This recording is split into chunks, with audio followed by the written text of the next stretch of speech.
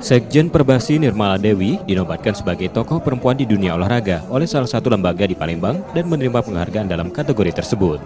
Mendapat penghargaan tersebut, Nirmala Dewi yang pernah jadi salah satu direktur di manajemen Sriwijaya FC itu termotivasi untuk lebih meningkatkan prestasi olahraga. Bahkan, kini ada rumor yang mengatakan perempuan kelahiran Bandar Lampung itu sebagai kandidat Sekjen PSSI. Teman-teman juga udah pada tahu lah, saya dari dulu di bola ya.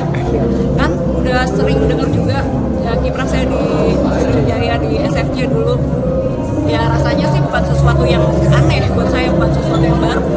Jadi masuk ke dunia bola bukan sesuatu yang baru dan siap-siap aja.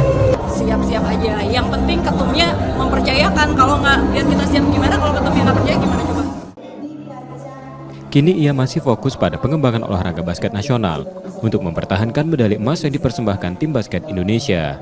Nur Muhammad, Kompas TV, Palembang, Sumatera Selatan.